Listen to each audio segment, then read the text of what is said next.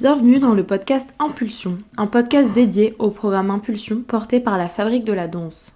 Ce programme d'accompagnement est à destination des chorégraphes qui souhaitent mettre en place des projets artistiques engagés auprès de jeunes en difficulté, des élèves du quartier politique des Amandiers, dans le 20e arrondissement, des personnes handicapées mais aussi des jeunes migrants.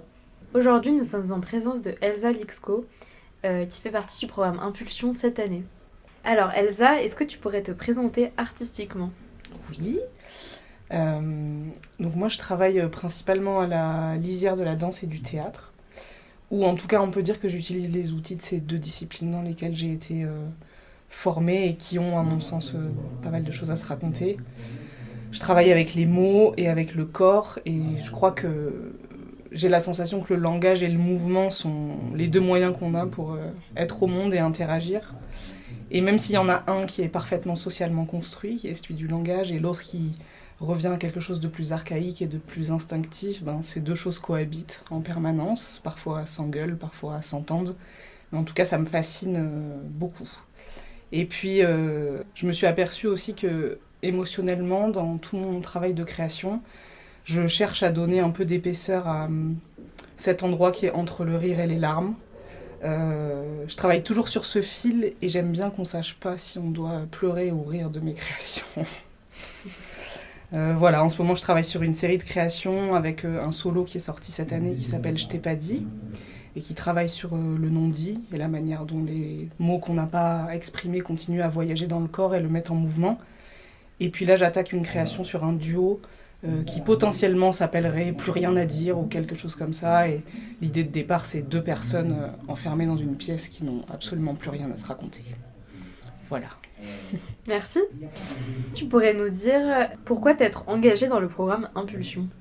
Alors, y a plusieurs raisons à ça. Je pense que une des raisons principales, c'est que j'ai quand même un lien fort avec la Fabrique de la Danse, avec laquelle j'ai fait énormément de choses depuis que j'ai décidé de faire de la danse ma vie professionnelle.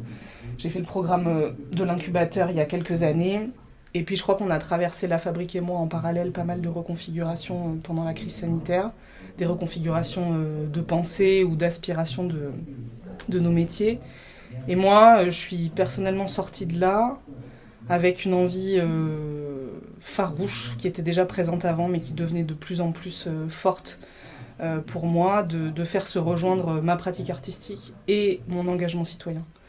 Donc il y a vraiment un désir fort de me sentir partie prenante des rouages de la société, de la manière dont elle se construit, et puis de défendre par mon métier des valeurs d'inclusion, de tolérance, d'intelligence collective, de rencontre, de tout ce qu'on essaye de véhiculer par la pratique artistique. Et j'en suis arrivée à la conclusion qu'il est quasiment impossible de faire ça uniquement par la scène. J'entends par là aussi dénonciatrices et aussi révolutionnaires que peuvent être des œuvres qui sont créées simplement pour la scène. Elles sont toujours prises dans des réseaux de production et de diffusion qui, malgré eux, continuent à faire perdurer des mécanismes de domination culturelle, on pourrait dire. Et donc, j'ai la sensation qu'il faut aller ailleurs, rencontrer les gens, ailleurs que sur le plateau. Et j'ai envie de lutter fortement contre ces mécanismes-là. Quels sont tes objectifs dans ce programme ? Alors, mes objectifs à moi, personnellement, ils sont d'apprendre, de rencontrer, que ce soit des publics différents, mais aussi des pairs, des gens qui réfléchissent à ces projets-là et qui ont peut-être des manières de faire différentes que moi, de tester des nouvelles choses, de confronter les idées, et puis aussi de danser, encore, toujours plus avec tout un tas de personnes différentes. Et puis évidemment, quand on rentre dans le projet Impulsion, je pense qu'il y a aussi des objectifs qu'on se donne pour les autres. Et donc, si je peux avoir cette prétention-là, je pense que j'ai envie d'offrir des espaces d'expression où on pourrait dire qu'on peut simplement poser son être là et être ce qu'on a envie d'être pour le moment. Je crois que j'ai envie aussi de permettre au plus grand nombre de toucher du doigt une pratique artistique et de rencontrer sa créativité et sans doute par ce biais-là d'avoir le choix. Ce que je veux dire par avoir le choix, c'est que finalement je fais pas partie de ceux qui pensent que la pratique la pratique artistique ou la confrontation aux œuvres d'art est une sorte de must-do dans sa vie. D'ailleurs, il y a certains sociologues qui commencent à développer des théories comme Monsieur Geoffroy de la Gannerie qui dit que, par exemple, l'art n'est absolument pas nécessaire dans la société et qu'au contraire, il continue à faire perdurer des mécanismes de domination dont on n'a plus trop envie. Donc, c'est une manière de voir les choses et pourquoi pas.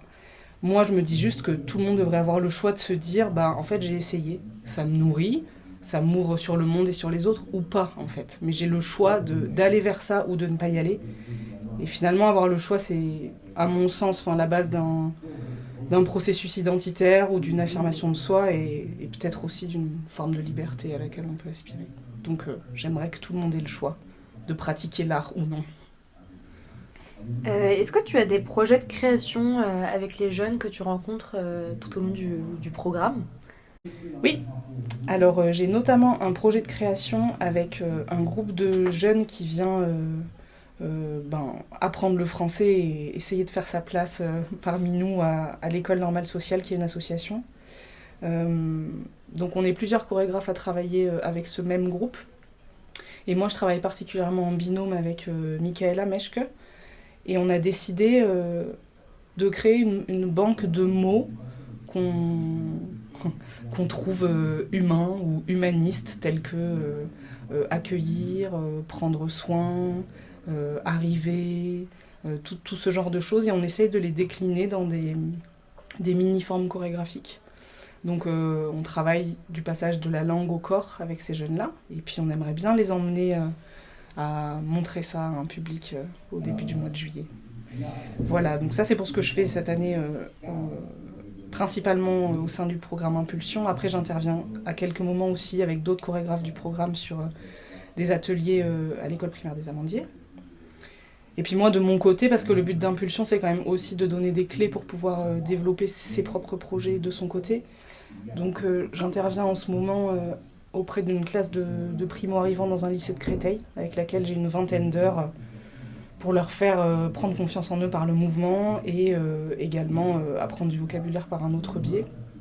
Et puis j'ai une résidence aussi en milieu rural, donc là c'est pas du tout le même type de population, mais aussi c'est aussi des gens qui sont empêchés d'accès à la culture, que ce soit par la pratique ou par la confrontation aux œuvres, parce qu'il n'y a pas de transport en commun qui les amène dans une grande ville, parce qu'il n'y a pas de musée, parce qu'il n'y a pas de théâtre.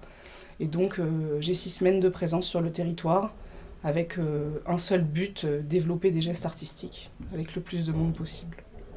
Voilà. Est-ce que tu pourrais partager avec nous tes moteurs, tes motivations de travail ? Ouais.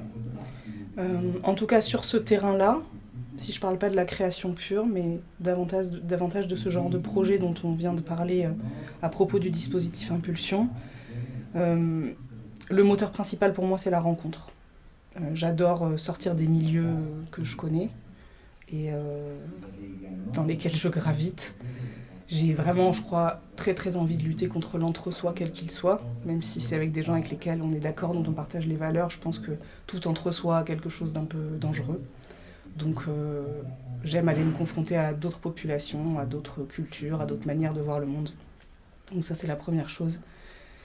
Et la deuxième, je vais me répéter, mais c'est vraiment de se dire que dans cette dynamique des droits culturels, on doit pouvoir proposer à tous de toucher du doigt une pratique artistique pour qu'il ait le choix de se dire j'y vais ou je n'y vais pas. Voilà. Merci Elsa.